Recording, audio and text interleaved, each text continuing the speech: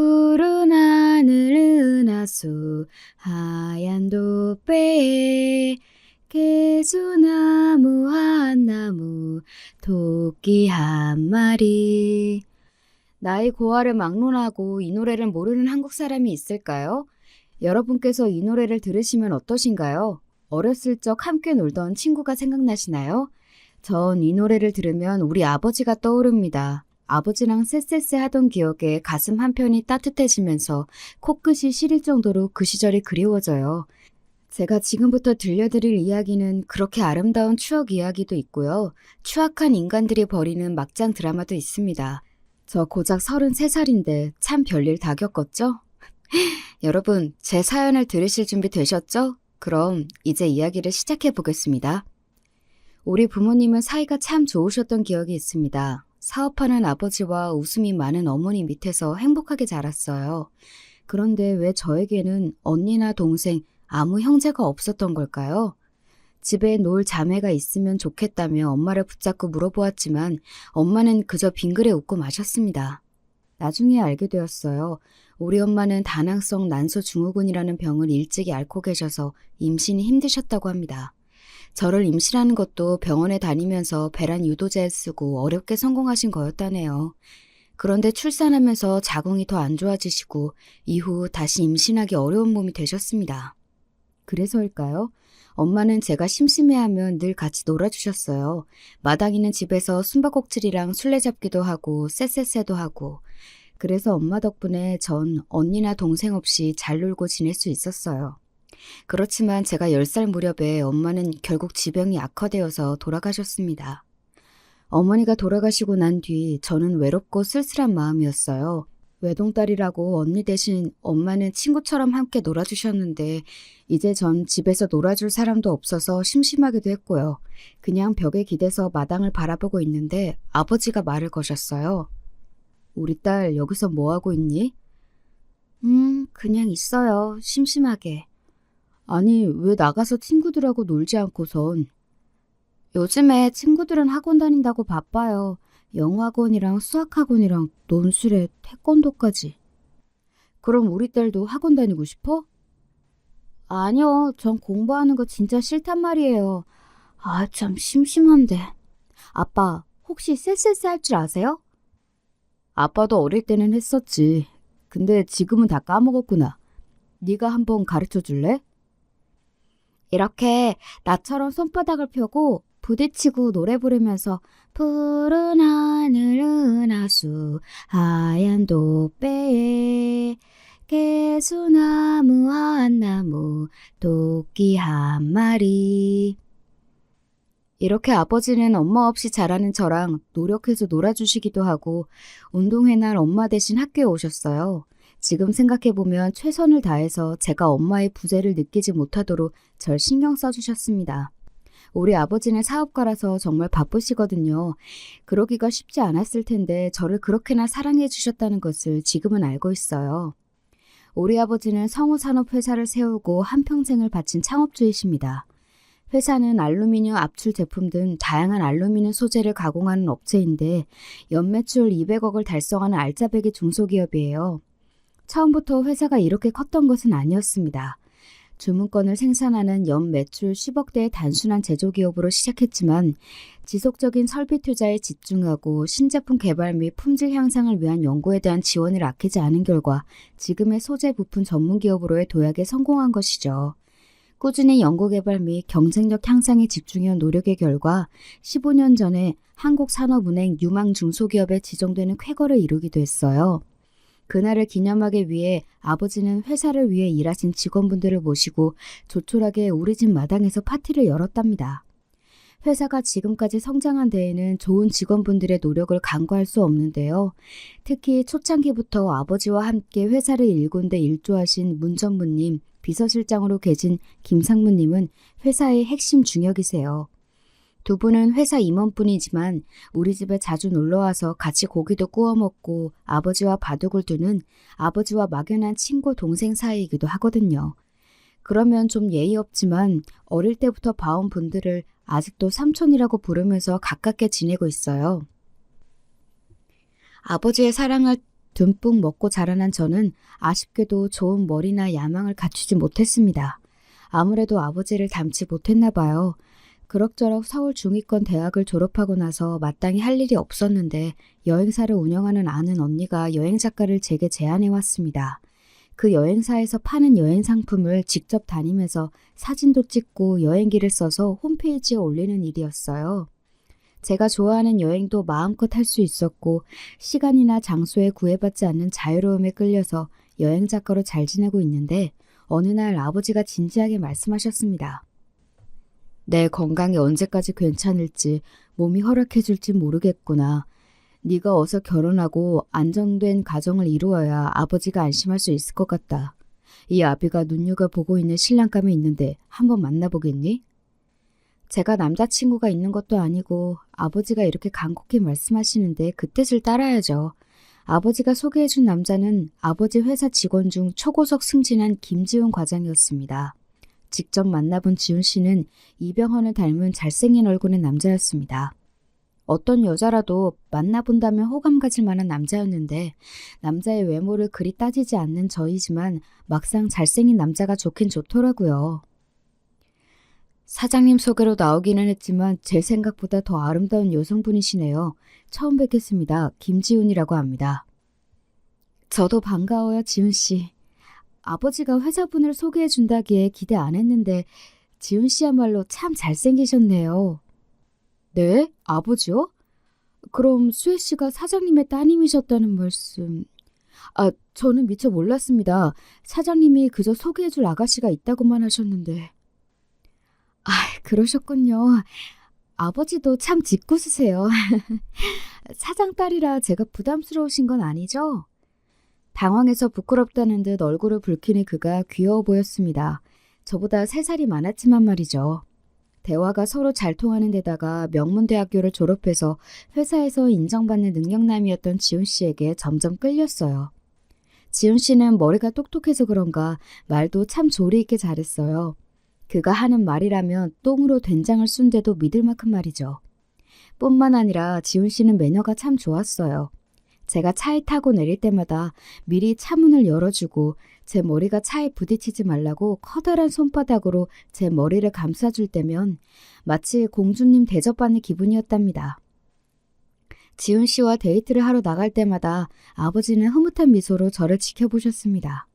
만나면서 지훈 씨는 저에게 잘해줄 뿐만 아니라 자꾸 결혼 이야기를 꺼내고는 했어요. 수혜 씨, 우리가 결혼하면 아기는 몇 명 낳고 싶어요? 난 2명쯤 되면 좋겠는데 힘들면 1명도 괜찮고요. 같이 사는 신혼집은 어떤 곳이었으면 좋겠어요? 벌써부터 저와의 결혼을 상상하다니 지훈 씨가 나를 참 많이 좋아하는구나 싶었어요. 당연히 저도 지훈 씨가 날이 갈수록 좋아지고 정이 들었죠. 좀 더 싱글 생활을 즐기고 싶은 마음도 있었지만 남자친구가 결혼을 서두르는 눈치이고 아버지도 결혼해서 손주를 기대하고 계셨기 때문에 전 결혼에 대한 결심을 굳혀갔어요. 지훈 씨의 부탁으로 시부모님께 인사를 드리러 가는 길이었습니다. 아버지는 사돈 어르신들께 잘 보여야 한다면서 백화점에서 사온 갈비 1세트와 과일 바구니 그리고 고급 위스키까지 수행비서를 통해 보내주셨어요. 어머나, 이렇게 선물을 고하게 보내시다니 몸둘 바를 모르겠네요. 아버님께 정말 감사하다고 인사 전해주세요.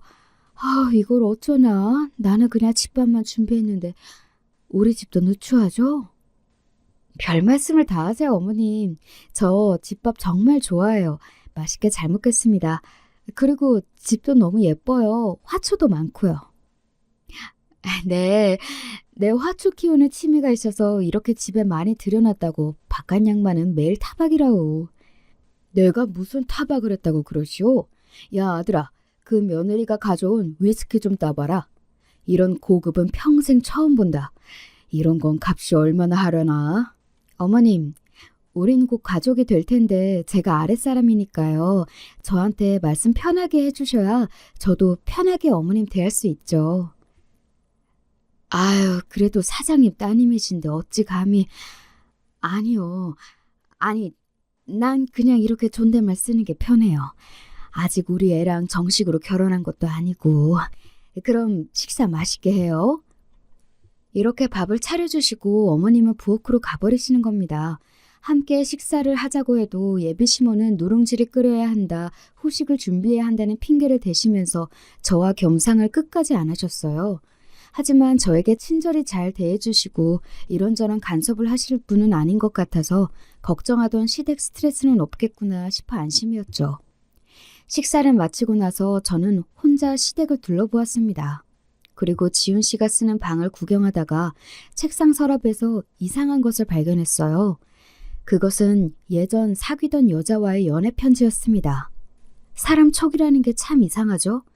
왜인지 두 번째 서랍을 열어보고 싶어져서 열어보았더니 저기 안쪽 구석에 살짝 구겨진 채로 하늘색 편지 봉투가 보이는 거예요. 그리고 겉에는 내 마지막 사랑에게 라고 쓰여 있었습니다. 좀 야비한 일이긴 하지만 궁금한 마음에 저도 모르게 그 편지를 읽고 말았어요. 오빠가 이렇게 내 곁을 떠날 줄은 몰랐어. 그래, 다 이해해. 나에 대한 사랑이 변해서가 아니라는 것을 말이야. 그래도 얼마나 떨어져야 우리는 다시 만날 수 있는 걸까? 당장 내 옆에 없는 당신을 오늘도 그리고 있어. 기다릴 거야, 죽을 때까지. 그리고 당신의 마음도 나와 같을 거라고 생각해. 아마 지훈 씨가 헤어지자고 하고선 여자가 못 잊고 보낸 편지 같은데 좀 소름 끼쳤어요. 죽을 때까지 못 잊고 기다린다니. 전 아직 그런 열정적인 사랑을 못 해봤기 때문일까요? 섬뜩한 느낌마저 받았어요. 하지만 30 넘은 남자가 찐한 사랑 한 번 안 해봤을까? 과거니까 그럴 수도 있지 생각하고 잊고 넘어가고자 했습니다. 시부모님의 결혼 허락도 받았고 우리 아버지야 애초에 우리가 결혼했으면 하는 의중으로 소개해 주신 장본인이니 지훈 씨와의 결혼은 일사천리로 진행되었습니다. 지훈 씨의 부모님은 평범한 집안이었던 것 같고 지훈 씨도 잘 나가는 셀러리맨이라고는 하지만 모아놓은 재산이 없었기 때문에 서울에서 신혼집을 마련하는 것이 무리였습니다. 최근 아버지의 심장 질환이 부쩍 심해지셨는지 힘든 기색이 역력해지셨어요. 아버지는 동맥경화와 화열성 심장 질환이 있으셨는데요. 병원에 주기적으로 다니면서 식단도 저염식 저지방으로 신경 쓰면서 관리하고 계셨어요. 하지만 이제 나이가 60대 후반에 접어들고 사업을 하다 보니 높은 스트레스 상황에 자주 노출돼서인지 의사는 각별히 건강관리에 유의해야 한다고 했습니다. 이런 상황에서 굳이 방도 많고 넓은 친정집을 두고 분가할 필요가 있을까 싶어서 조심스럽게 지훈 씨에게 말을 꺼냈죠. 지훈 씨, 서울에서 아파트를 산다는 게 보통 어려운 일이 아니잖아요. 게다가 아버지께서 2층에 있는 방들은 우리가 마음껏 편하게 사용해도 된다고 하시고요. 당분간만 우리 집에서 지내면 어떻겠어요? 지훈 씨는 처가에서 사는 방법은 생각도 못했는지 아주 당황한 기색이었습니다.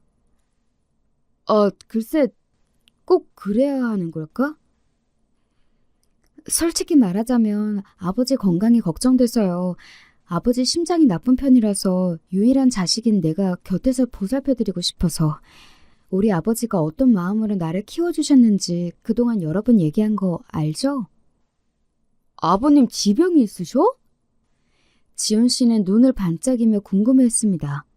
저는 아버지의 심장 상태와 건강관리가 필요하다는 것을 강조했고 그 이야기를 들은 지훈 씨는 생각할 시간이 필요하다고 했어요.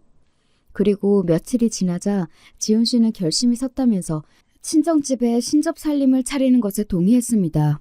그래도 남자 입장에서 처가살이가 시집살이만큼이나 부담되었을 텐데 결심해준 지훈 씨에게 정말 고마운 마음이었습니다.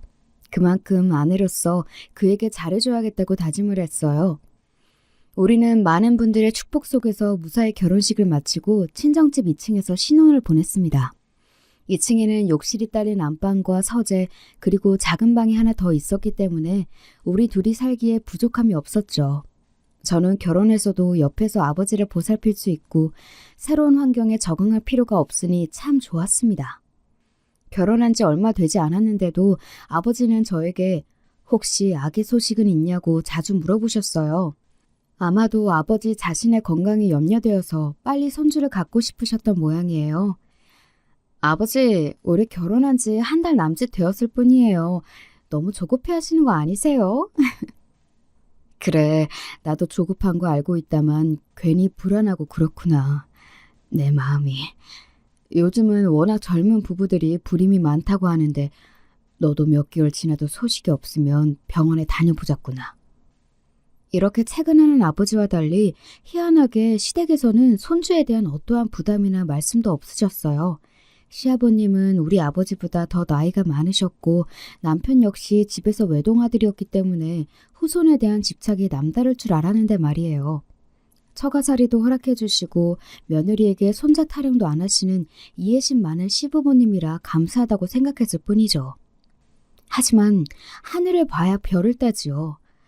여러분 앞에서 말씀드리기 좀 부끄럽지만요. 우리 부부는 결혼해서 잠자리를 자주 같이 않았답니다. 한 달에 한두 번 할까 말까 손에 꼽을 정도였어요. 30대 초반의 왕성한 남자인데 회사 일로 매일 피곤하고 바쁘다는 핑계로 그는 저와의 잠자리를 피했어요. 그런가 보다 그를 이해하려 했지만 몇 달이 지나도 이 상황이 나아지지 않자 저 역시 자존심이 상해서 그에게 잠자리를 요구하지 않았고 잠도 따로 잤습니다. 하지만 아버지의 손주에 대한 열망을 알기에 우리는 의무적으로 한 달에 딱 한 번만 배란일에 맞춰서 관계를 가졌습니다. 그래도 사랑이 부족해서인지 횟수가 부족해서인지 악인이 생기지 않았어요. 그렇게 1년이 지나자 불안함을 느낀 저는 남편에게 불임 시술을 권했어요. 불임 시술? 아직 우리 나이가 젊은데 뭐 하러 그런 것을 해? 아무리 젊더라도 피임하지 않았는데 아무 이유 없이 6개월이 넘도록 임신이 안 되면 난임이라고 보는 것 같더라고요. 우리 아버지가 얼마나 후손이 급한 상황인지 당신도 알잖아요. 협조해 주세요. 그렇지만 남편은 끝까지 협조해 주지 않았습니다. 난임 클리닉도 시험관 시술도 남편의 협조 없이는 모두 할 수가 없었기 때문에 저는 달리 방도가 없었어요.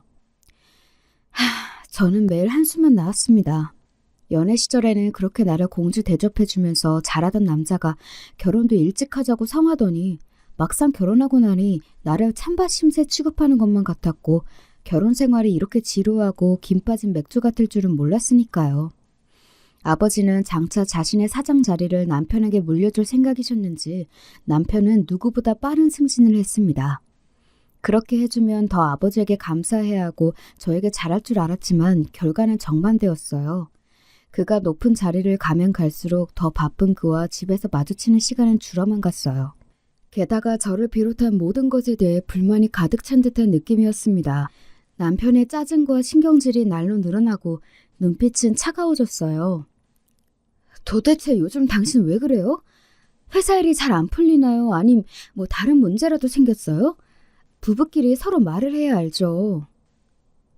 정말 눈치 없는 여자군. 정말 모르겠어? 난 이 집에 들어오는 게 숨이 막혀. 여기는 내 집이 아니야. 당신과 당신 아빠의 집이지.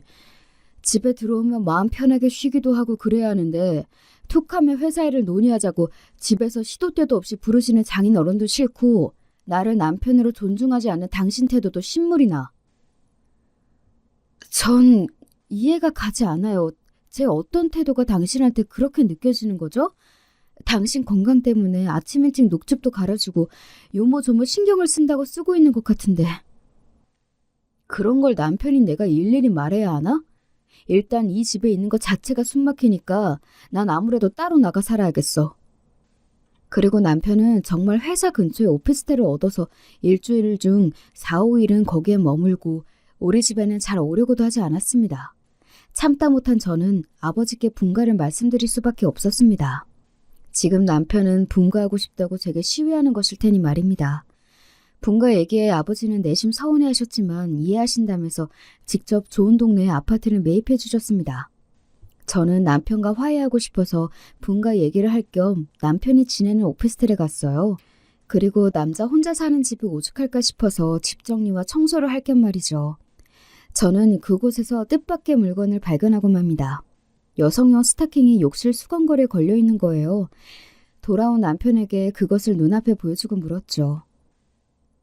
당신, 이곳이 도대체 뭐예요? 미안해. 그때 내가 너무 마음이 힘들어서 잠깐 술집 여자랑 오피스텔에서 정말 한 번뿐이었고 하룻밤 실수였어. 다시는 있을 수 없는 일이야. 남편은 진심으로 뉘우치고 반성했습니다. 우리가 갈등으로 서로 소닥 보듯 할 때였으니 남자의 욕구를 푸는 그냥 그런 하룻밤이었을 거야. 저는 힘들지만 결국 그의 잘못을 용서했고 우리는 분가해서 함께 살았습니다. 한동안 남편은 전보다 집에 잘 들어오고 저에게도 잘하려고 노력하는 모습을 보였어요. 그러던 어느 날 남편 심부름으로 급작스럽게 저는 시댁에 가야 했습니다. 시부모님은 평소에도 시가에 오라고 부르시지도 연락도 잘 안 하셨어요. 매달 보내드리는 100만 원의 용돈만 오면 저에게 아무 상관도 하지 않은 분들이셨기에 참 오랜만에 시댁 방문을 한 것이었습니다. 시댁 현관 앞에서 기다리자 당황하며 문을 열어준 시모 뒤로 처음 보는 여자 두 분의 손님이 계셨어요. 아니, 네가 갑자기 우리 집에 무슨 일이냐? 출발하기 전에 몇 차례 어머님께 전화드렸는데 바쁘신지 안 받으시더라고요. 남편이 예전 대학교 때 모아놓은 공부 자료를 가져오라고 저를 보냈어요. 그런데 손님이 와 계신가 봐요. 안녕하세요. 전 며느리 되는 최수혜라고 합니다. 시모는 놀란 표정을 거두고 이내에 아무 일 없었다는 듯이 저에게 손님들을 소개해 주었습니다. 여기 이 사람은 내 오랜 친구 정숙이. 그리고 얘는 정숙이 딸이야. 얘가 이화여대 피아노학과 나온 유명한 피아니스트였는데 지금은 피아노 학원 선생님 하고 있다. 아주 참하고 괜찮은 얘야. 그런데 제 인사에도 그들의 저를 보는 시선은 왠지 불편한 느낌이었습니다. 얘기 들었어요. 지훈이 철하고. 나는 시어머니 되는 사람과 절친한 사이라서 자주 이 집에 드나드는데 정작 며느리 얼굴은 처음 보는 것 같네. 어머님 자주 뵙고 잘 좀 대해드려요. 네, 그래야죠. 시모의 친구는 못된 시누이인 양 저를 훈계하는 것 같아서 기분이 별로였지만 그저 넘어갔습니다. 아이고, 얘한테 왜 그래? 내가 부담스러워서 애들 오지 말라고 한다, 야. 며느리 너는 얘 말 신경 쓰지 마라. 불편해진 분위기를 바꿔보고자 저는 시모 친구 따님을 보며 칭찬을 건넸어요. 따님이 얼굴도 참 예쁘시네요. 어머님이 추천하실 정도의 재혼이시면 어떻게 제가 좋은 신랑감을 소개해 줄까요? 저는 친근하게 물었습니다. 그런데 그녀는 싸하게 웃으면서 이러는 겁니다. 저는 눈이 꽤 높은데 과연 제 기준에 맞춰주실 수 있을까요? 지훈 오빠? 그 정도면 만족할 수 있을 것 같은데 그런 신랑감이 있다면 모를까. 저 기분 좋으라고 하는 농담이죠? 우리 남편을 그렇게 괜찮은 남자라고 칭찬해주는 걸로 들을게요. 정말 그렇게 생각하세요? 그런데 어머나, 언니 피부가 많이 상하셨네요. 결혼식 때 봤을 때 이 정도는 아니었는데 지금 보니까 좀... 그때는 신부 화장을 해서 몰라봤나? 지훈 오빠는 연예인급으로 잘생겼는데 언니는... 너무 외모가 차이가 나서 괜찮을까 모르겠네. 저는 호의로 대해주었는데 그 피아노 선생은 저에게 억하심정이 있는 듯이 못되게 말하는 거 있죠? 말을 비꼬면서 제 외모를 비하하기까지 하고 나보다 어린 게 되게 쌀쌀맞게 구네. 너 진짜 성격은 별로구나. 속으로 생각하고 그 모녀와 앞으로 상종하지 말아야겠다 싶었죠. 집에 돌아와서 너무 기분이 나쁘고 깨름직한 마음에 결혼식 촬영 영상을 찾아보았습니다. 그녀는 하객 자리에 앉아있지도 않아서 찾는데 애를 먹었어요. 두세 번을 돌려보다 보니 뒷배경에 살짝씩 나온 모습을 찾을 수 있었습니다. 처음에 전 귀신이라도 본 것처럼 등골이 오싹했어요. 기쁜 결혼식 자리에서 혼자 눈물을 흘리기도 하고 우리 부부를 째려보고 있는 거죠. 그것도 스토커나 귀신처럼 기둥에 숨어서 말이에요. 아니, 도대체 저 여자가 왜 내 결혼식에서 저러지? 미스터리한 그녀에 대한 의구심이 들었지만 저는 기분 나쁜 일을 오래 담아두거나 사람을 의심하지 못하는 사람이다 보니 그날은 그렇게 넘어갔습니다. 에휴, 그때라도 더 파고들었어야 했는데 나중에 와서야 저는 이때 좀 더 그녀를 조사해볼 걸 하고 후회하게 되었어요. 아버지께서 염려하신 것은 기우가 아니었습니다. 분가한 지 2달도 채 되지 않아서 갑자기 아버지가 회사에서 쓰러지셨다는 소식을 듣고 아버지가 계신 병원으로 달려갔어요. 하늘도 무심하시지. 아버지는 이미 의식을 잃고 혼수 상태에 빠져 계셨던 것입니다. 강상무님, 이게 도대체 어떻게 된 일이에요? 멀쩡하시던 아버지가 왜 갑자기 이렇게 되셨죠? 비서실장인 내가 늘 곁에서 사장님을 지켰어야 했는데 지방 출장을 다녀온 사이에 이런 일이 벌어졌단다. 나도 지금 정확히 어떻게 된 일인지 경위를 조사하고 있으니 조금만 기다리렴. 이봐, 김상무, 자네가 사장님과 함께 있지 않았나? 네, 제가 사장님과 함께 새로운 공장 부지 회의할 때는 분명 멀쩡하셨습니다.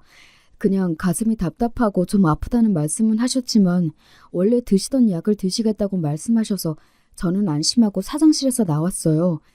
그리고 점심때 식사를 함께 하려고 가보니 아버님이 쓰러져 계셨습니다. 아버지의 주치의는 아버지가 갑작스러운 충격으로 허혈성 심장 질환이 악화되어 급성 심근경색이 발병한 것 같다고 했습니다. 지금으로서는 수술이나 여타 다른 방법이 없어서 아버지 스스로 의식을 차리시는 것을 기다릴 수밖에 없다고요.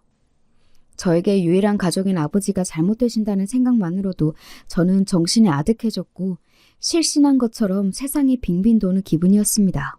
아무래도 당신 안 되겠다. 이러다가는 당신까지 잘못되고 말아. 당신도 입원해서 처치를 받아야겠어. 남편의 권유대로 병원에 입원해서 며칠 지내면서 저는 몸을 회복하고 있었습니다. 그런데 갑자기 비서실장 강상무님이 저를 다급히 찾아오셨어요. 수혜야, 큰일이다. 사장님이 못 일어나는 동안 너의 남편이 못된 짓을 꾸며서 회사를 꿀할 속셈인 것 같아. 네? 설마 아버지가 이런 일을 당하신 중에 그 사람이 그럴 리가요. 아버지가 병원에 오신 다음 날 아버지 회사 변호사가 남편과 함께 회사에서 중대 발표를 했다고 합니다. 그 변호사는 아버지가 가까이 하시고 중요한 임무를 맡겨온 분인데 회사의 모든 직원들 앞에서 이렇게 얘기했다고 해요. 사장님께서 쓰러지시기 전에 이미 작성하신 유언장이 있는데 만일 혹시 모를 사태를 대비하기 위해 사장석의 공석일대를 대비해서 작성해 두신 것입니다. 유언장 내용은 이렇습니다.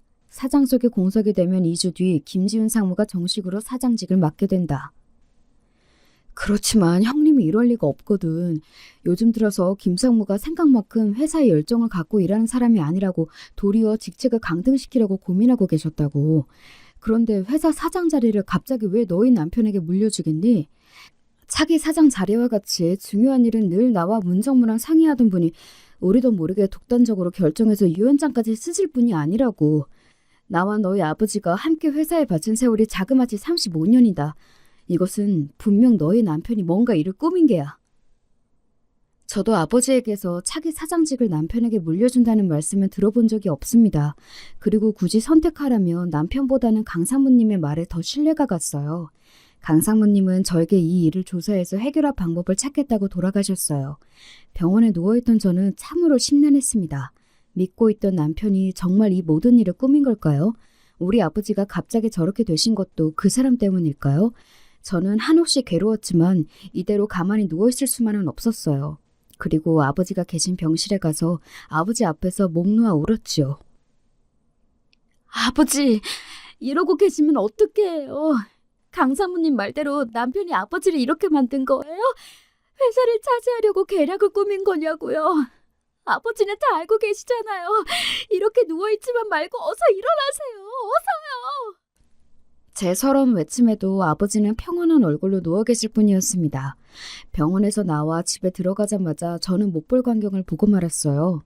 여러분, 앞에서 말했던 추악한 자들이 벌인 짓을 이제부터 감상하실 차례입니다. 우리 집 현관문 비밀번호를 누르는데 자꾸만 오류가 뜨는 것입니다. 이상해서 재차 누르려는데 누군가 현관문을 열어주고 제 앞에 서 있는 거예요. 그 사람은 지난번 시댁에서 우연히 마주쳤던 그 재수없는 시모 친구 딸이었어요.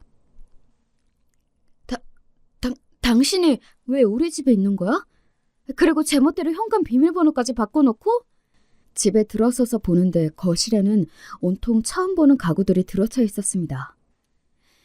이제부터 오빠와 내가 살 집이니까 비밀번호는 변경했어요. 어때요? 가구들이 정말 고급스럽죠? 명색이 사장딸이라면서 당신 안목이 그렇게나 떨어지는지 몰랐어요. 예전에는 촌스러운 가구들만 있더라고. 그래서 나에게 걸맞은 좋은 가구로 싹 바꿔놓았는데 정말 아름답지 않아요? 지훈 오빠는 당신과 결혼한 가정이 있으면서도 외로워했고 나를 통해 삶의 의미를 찾고 있다고 했어요. 그러니까 네가 결혼한 내 남편을 꼬드겨서 만나왔다. 사실 나는 상간녀이다 뭐 이런 거야? 아니, 네 남편은 처음부터 내 것이었어. 너는 그저 그 회사를 물려받기 위해 이용했을 뿐인 허수아비였다고. 지훈 오빠는 자기가 사장 자리를 빼앗고 나면 나에게 사장 부인 자리를 줄 거라고 약속해왔어. 나는 그 증거들도 다 갖고 있다고. 녹음본과 각서 등등 말이야. 내 말이 정 의심스러우면 보여줄 수도 있어. 상간녀의 설명에 따르면 남편과 상간녀는 나를 만나기 오래전부터 사귀던 사이였습니다. 남편이 취직하기 전까지 피아노 학원을 하는 상간녀가 용돈을 주며 뒷바라지까지 했대요. 그리고 엄마들끼리 친구여서 상간녀를 시댁에서는 이미 며느리처럼 대하고 터놓고 지내는 사이였다는 것입니다. 그런데 우리 회사에 들어온 남편은 회사 사장 외동딸과 결혼하면 사장 자리를 노릴 수 있겠다는 계산이 있었던 것입니다. 그래서 나와 결혼해서 신분 상승을 하기 위해 상간녀와 일단 헤어지려고 했다는 거죠. 남편은 처음 나를 만나는 순간에 사장님 따님인지 몰랐다는 둥 개소리를 하며 연기했지만 실은 전부터 저에 대해 남자친구가 없다는 것까지 그리고 좋아하는 취향에 대해서까지 뒷조사를 했던 것입니다. 결혼하고 나서도 남편과 상간녀는 서로 미련이 남아서 계속 만남을 가졌고 심지어 상간녀는 우리 시모와도 교류하고 있던 것이에요. 불륜한 남편이나 상간녀는 며느리처럼 대하면서 본초인 저에게서는 돈만 뜯어내려는 시모나 모두 하나같이 악마로 보였습니다. 너무 놀라서 아무 말도 못하고 상간녀의 이야기를 듣고 있는데 현관문으로 시모가 들어오는 것이 아니겠어요? 어머님이 여길 어떻게... 어머님도 상간녀와 이 모든 일을 알고 계셨던 거죠? 그동안 제 앞에서 친절과 예의를 가장해온 시모는 빙글빙글 비웃으면서 이렇게 말하는 것이 아닙니까? 그래, 맞다. 우리 혜진이는 이미 오래전부터 지훈이와 사랑하는 사이였고 며느리감으로도 손색이 없었지. 너는 우리 지훈이가 사장 자리에 오르기 위한 발판일 뿐 아무것도 아니었단 말이다. 아 참, 너 아기 갖고 싶어 했지? 왜 너희 부부에게 아기가 안 생겼는 줄 알아? 그건 바로 내 아들이 정관 수술을 했기 때문이야. 너하고 사이에서 자식을 갖지 말라고 내가 그 애를 수술하게 만들었다. 어차피 너희 회사 뺏고 나서 너는 버릴 건데 괜히 자식이 있으면 여러모로 골치 아프지. 혜진이랑 재혼하고 비로소 친자식 만들 거라는 계획이었단 말이지. 시모의 말은 비수가 되어 제 가슴을 후벼 팠습니다. 결혼해서 임신이 되지 않아서 애달파했던 지난 순간들이 떠올랐어요. 매일 아기를 보내달라고 하나님께 기도하고 심지어 새벽 기도까지 나가보았습니다. 어디 누가 이런 게 임신에 좋다더라 흘리는 말도 허투루 듣지 않고 시도해보고 했던 제가 떠올랐어요. 그런 저를 보고 남편과 시모 그리고 상간녀까지 얼마나 저를 보고 비웃었을까요? 그리고 우리 아버지는 불쌍해서 어떻게 해요? 그렇게나 손주를 바라셨는데 차기 우리 회사를 물려줄 손주를 기다리셨는데 말이죠. 그 모든 이유가 남편이 정관수술을 했었다니 애초에 임신이 불가능했던 것이 아닙니까? 저와 아버지까지 바보로 만든 남편을, 시모를 용서할 수 없어요. 절대로. 더 이상 그 여자들의 꼴은 못 보고 우리 집에서 나갔어요. 절망스러운 상황에서 저는 본가로 들어갔습니다. 그리고 놀란 가슴을 진정시키고 어떻게 하면 회사와 내 집을 되찾아올 수 있는지 그들에게 속 시원히 복수할 방법은 없는지 궁리했어요. 그리고 본가에서 두문불춘하고 있는데 문 전무님이 저를 찾아오셨어요. 수혜야, 지금 회사에서 무슨 일이 벌어지고 있는지 알고 있느냐?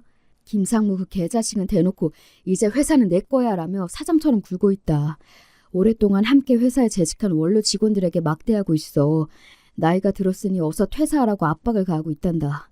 특히 사장님과 동고동락한 창립 멤버인 나와 비서실장에게는 치욕스럽게 굴고 있지. 그놈이 그 정도로 강교한 놈인지도 모르고 능력이 있다며 그렇게 승진을 시켜주었구나. 그리고 내가 열불이 나는 것은 그놈 불륜녀가 이미 사장 부인인 척 회사에 드나들고 있는 것이다. 회사 소문은 또 얼마나 흉흉한 줄 아느냐? 창업주의 딸인 네가 버젓이 있는데 형님도 쓰러지신 거지 아직 돌아가신 게 아니잖아. 그런데 그놈이 그렇게 아나무인으로 회사의 분위기를 흐리고 있어. 문 전무님의 이야기를 듣고 나니 저는 더 죽을 것처럼 답답해졌습니다. 남편과 시모 그리고 상간녀까지 쳐 죽이고 싶을 만큼 분노는 활활 타는데 딱히 해결할 방도가 없는 것이에요. 일단 문 전무님과 강 상무님까지 불러서 우리는 방법을 논의했습니다. 일단 저에게 방법 하나가 있는데요. 그 상간녀가 흘린 말 중에 김지훈 그놈이 회사를 먹을 계획을 짰던 것에 대한 증거를 찾을 수 있을 것 같아요. 각서랑 녹음 파일이 있는데 아마 상간녀가 갖고 있을 거예요. 그것을 좀 찾아봐 주세요. 나는 그동안 그놈이 회사에서 저지른 비리를 캐왔단다. 그리고 우리 형님이 쓰러지는 데에는 아무래도 이놈이 개입된 것 같구나. 내가 이를 좀 더 자세히 알아보고 확실한 증거를 잡으며 그때 공개하겠다. 지금 형님 곁에서 간호한 사람은 수혜 네가 알고 있는 사람이냐? 아니에요. 병원에서 붙여준 인력으로 알고 있어요. 왜 그러세요? 그 간병인은 너의 시모와 남편이 자기 사람으로 심어놓은 것 같더구나. 형님이 깨어나시는지 감시하도록 말이야. 그 간병인에게는 내가 그들이 약속한 돈보다 큰 돈을 주면서 입막음을 했다. 그리고 형님이 의식을 차릴 수 있도록 돕고 만약 깨어나시면 바로 우리에게 연락하도록 얘기해 두었다. 이렇게 우리는 각자 남편에 대한 복수를 위해 한 걸음씩 다가가고 있었습니다. 강 사모님은 제가 얘기했던 증거를 찾기 위해 흥신소 직원을 고용해서 상간녀의 뒤를 밟았다고 합니다. 상간녀 집과 피아노 학원 등을 수색했지만 허탕을 쳤지만 포기하지 않고 추적한 끝에 자료를 결국 찾고 말았어요. 멍청하게도 상간녀는 자기 차의 앞좌석 수납바스에 각서와 녹음 파일이 담긴 USB를 두고 있었습니다. 흥신소에서 전달받은 그것들은 강 상무님이 갖고 있기로 했습니다. 강 상무 삼촌, 이것이 삼촌이 바로 그날 요긴하게 사용해 주세요. 우리는 남편과 시모가 눈치채지 못하도록 표면적으로는 쥐죽은 듯이 지냈지만 물밑 작업을 각자 열심히 하고 있었습니다. 그리고 얼마 뒤 남편이 보낸 이혼 청구 서류를 받게 되었습니다. 뻔뻔스럽게도 그는 오랜만에 전화를 해서 이렇게 말하는 거죠. 아버지 그렇게 되시고 어쨌든 너도 조용해지는다? 이제야 상황 파악이 다 되었어? 당신 낯짝 참 두꺼워. 사람으로서 그런 짓을 저지르고도 나한테 전화를 해? 그리고 뭐 이혼 소송? 도대체 누가 잘못했는데 죄 지은 놈이 도리어 이혼을 청구하다니. 그렇게만 생각하지 마. 내가 너랑 너희 아빠를 참아주면서 결혼해서 산 세월이 몇 년인데 나 참 노력 많이 했거든? 내가 사랑하는 여자도 상처 주고선 겨우 차지한 이 자리를 위해서 말이지. 이미 내가 이 회사 사장이 된 것은 기정사실이고 회사 밖에까지 널리 알리기 위해서 취임식을 성대하게 열까 해. 지역 구의원이나 명사들도 많이 참석하고 나의 취임을 축하해야지. 그런 자리에 너나 문전무, 강사무도 빠질 수 없잖아? 3일 뒤에 신라 호텔에서 열 거니까 예쁘게 차려입고 와서 나를 축하해줘라. 사람이 이렇게 짐승 같을 수가 있을까요? 악한 마음과 뻔뻔함이 지나친 이 남자의 말을 지금은 그냥 참고 들어주었습니다. 하지만 저는 마음속 깊이 칼을 갈고 있었죠. 그래, 조금만 기다려라. 그 화려한 취임식 내가 제대로 똥물 쏟아주마. 하늘도 이런 놈은 용서할 수 없으셨던 걸까요? 제가 불쌍하셨던 걸까요? 뜻밖의 좋은 소식을 듣게 되었습니다. 아버지 주치의 의사에 급한 호출이 왔어요. 아버지 의식이 돌아오셨어요. 어서 와보세요. 그리고 강상무와 문전무님도 간병인의 호출로 급히 병원으로 오셨습니다.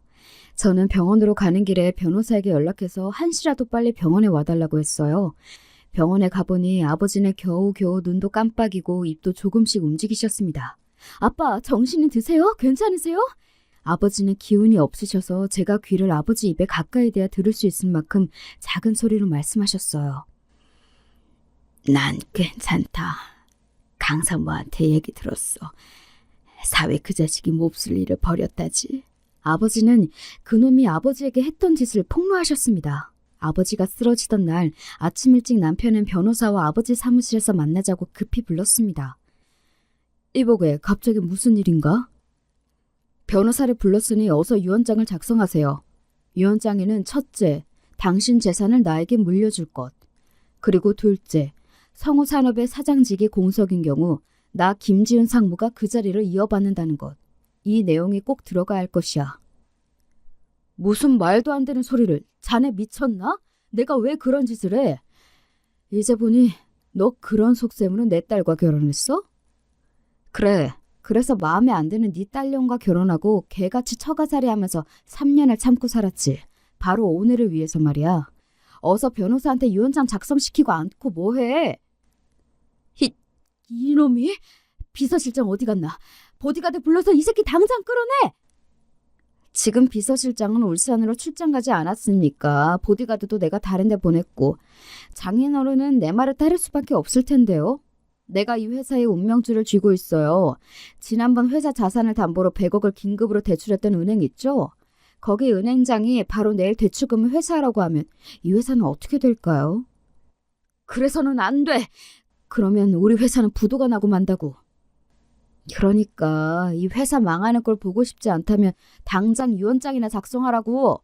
아버지는 하는 수 없이 남편의 협박을 이기지 못하고 그런 불합리한 유언장을 작성하게 된 것이었습니다. 그러고 나서 남편은 변호사와 아버지 모두에게 축발이 들자면서 음료를 권했어요. 마지못해 마셨던 아버지의 음료 속에는 심장에 해로운 약물이 들어있었고 아버지는 몇 분 뒤 그 자리에 쓰러지고 마신 겁니다. 남편은 비열하게 웃으면서 아버지를 내버려 두고 유언장만 들고 나가버렸고요. 죄송합니다. 그때 사위를 말렸어 했는데 어찌할 바 모르고 있다가 사위가 나간 뒤에 사장님의 음료잔을 제가 몰래 챙겼습니다. 나중에 사위가 저지른 짓을 입증하기 위해서 음료잔을 조사해보니 다행히 사위의 지문과 약물이 남아있었으니 증거 자료로 경찰에 넘길게요. 그리고 어서 유언장을 다시 고치시지요. 변호사는 남편이 아버지에게 위해를 가한 것을 목격자 증언도 하겠다고 나서주었고 남편의 뜻대로 작성했던 유언장은 원래대로 고쳐놓았습니다. 이렇게 유언장까지 변경하고 나니 남편에게 복수할 모든 준비를 마쳤습니다. 이젠 내 차례다. 남편과 시모 상간녀까지 이 년놈들아. 저는 집에 돌아와서 이혼서류에 도장을 찍어서 남편에게 보냈어요. 이튿날 취인식 날에 저는 파티 정장을 입고 취인식 자리에 들어섰습니다. 응? 네가 여기에 왜 와?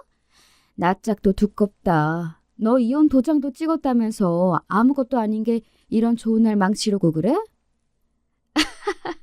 네, 이 좋은 행사 망치려고 왔어요, 아줌마. 근데 당신 아들 좆됐어. 저 여자가 미쳤나? 보디가드! 저 여자랑 저 직원들 다 내쫓아버려! 그때 호텔 연회홀 문이 열리면서 형사 2명이 들어왔습니다. 문 전무님과 변호사가 남편의 범죄 사실을 미리 경찰에 신고했던 것입니다. 김지훈 씨, 당신을 성우산업 비리 및 횡령 그리고 최무열 사장 살인 미수죄로 긴급 체포하겠습니다. 놔! 이게 무슨 짓이야! 이 회사의 사장은 나라고! 증거도 없이 저 새끼들 말만 믿고 경찰이 이래도 돼? 그때 호텔 스피커로 어떤 음성이 들려왔습니다. 혜진아, 내가 말했잖아. 이제 성우산업이 내 차지가 될 날이 머지 않았다고. 장인은 요즘 심장이 안 좋다고 하더군. 심장에 나쁜 약물을 먹이고 그 양반을 없애버릴 거야. 그리고 내가 회사에 큰 자금을 빌려준 은행장을 만나서 뇌물을 좀 줬지 뭐야. 회사 자금을 당장 갚으라고 상환 청구를 하라고. 그러면 아마 최 사장은 강한 압박감을 느끼고 내 협박에 응하고 말겠지. 유언장에 사위인 내가 사장 자리에 앉도록 쓰라고 말이야. 남편은 저지른 모든 죄를 상간녀에게 자백처럼 털어놓았던 것이죠. 상간녀는 남편을 믿지 못하고 녹음해서 갖고 있던 것을 우리가 찾아서 이 취임식에 있는 모든 사람이 들을 수 있도록 크게 틀어놓았습니다. 이건 말도 안 돼. 내 목표에 거의 다 왔는데 이제 와서 모든 것이 물거품이. 경찰 양반, 우리 아들 잡아가지 마세요. 이건 모함이라고. 뭐가 잘못된 거야. 울려 퍼지는 자기의 자백을 듣고 남편은 사식이 되었습니다. 시모와 상간녀 역시 마찬가지였죠. 결국 남편은 빼도 박도 못할 자백과 증거로 재판에서 4년의 징역을 선고받고 감옥에 수감되었습니다. 시모는 알거지 신세에 감옥에 간 아들을 가진 죄인이 되었고 상간녀는 애인을 잃었을 뿐 아니라 고개 들고 이곳에 살지 못하는 몸으로 만들어버렸습니다.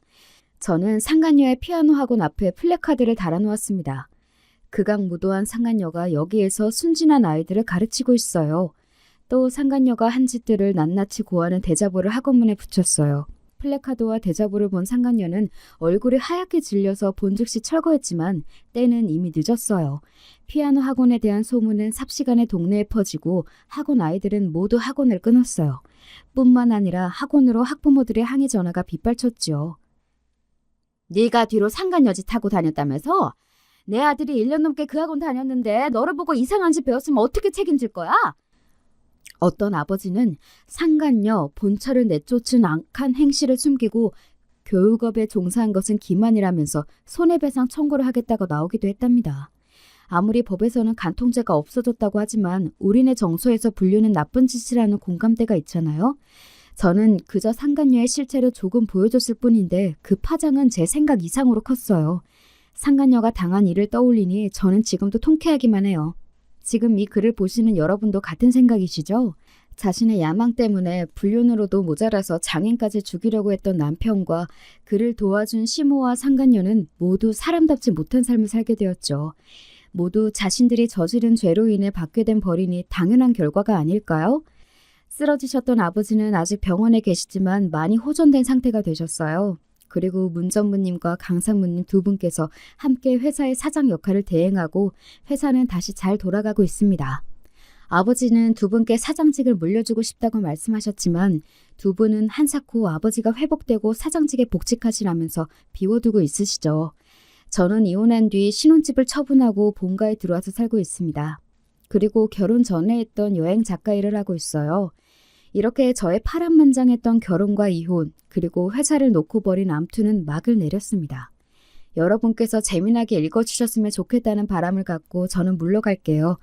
날이 점점 더워지는 날씨에 건강 조심하시고 오늘도 좋은 하루 보내세요.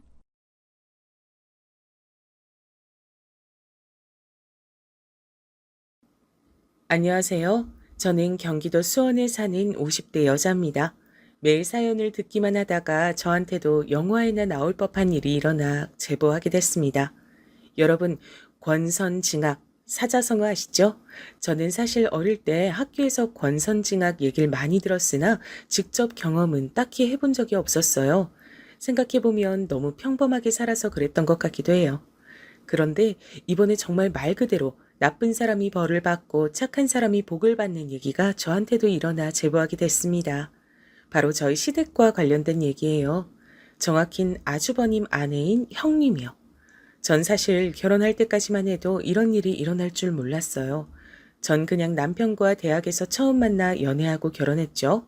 인생 첫 남자친구였고 남편도 제가 첫 여자친구였어요. 서로 신입생 동기로 만나서 그렇게 한 번도 헤어지지 않고 그대로 결혼하게 됐습니다. 저는 어려서부터 정말 무던한 편이었어요. 정말 너무 평범하게 살아왔고 결혼도 그냥 정말 무탈하게 진행됐죠. 양가에서도 같은 대학이고 오래 사귀었으니 서로 마음에 들어 하셨고 남편도 저도 예민하지 않고 무난한 성격들이라 정말 평생 이렇게 재미없지만 고요하게 살아갈 줄 알았어요. 사실 제가 남편과 결혼을 결심하게 된 이유는 무심함 때문이에요.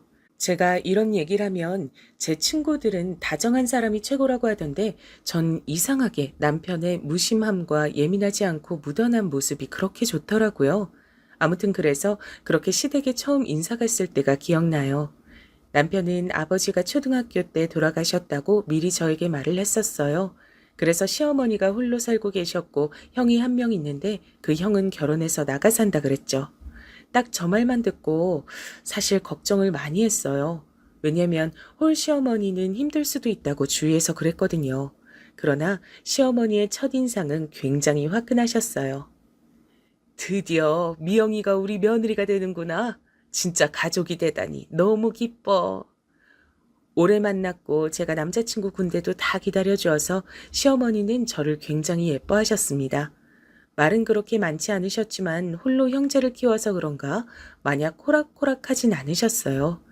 알고 보니 시어머니는 지방에서 혼자 큰 식당을 운영하고 계셨습니다. 남편이 초등학교 다닐 땐 그냥 작게 동네에서 하는 백반집이었대요. 그런데 워낙 성격도 좋으시고 음식 맛도 좋으니까 가게가 점점 커져서 지금은 정말 큰 식당을 하고 계셨습니다. 그 동네 사람이면 이름만 들어도 아는 그런 유명한 지역 맛집이요. 옆 지역에서도 놀러 오면 꼭 들리는 그런 큰 식당이에요. 방송에도 몇 번 나와서 웨이팅까지 해서 먹는 식당이랍니다. 사실 이 얘기했을 때 제가 친언니가 있는데 언니가 걱정했어요. 식당을 하는 홀어머니면 제가 수시로 찾아가서 식당 일을 도와줘야 하는 거 아니냐 그랬죠. 하지만 시어머니는 저에게 단 한 번도 도와달라고 하지 않으셨습니다. 애초에 제가 가서 도와주지 않아도 직원들이 워낙 많으니까 제가 가지 않아도 된다고 했었고요. 생각보다 많이 큰 식당이었어요.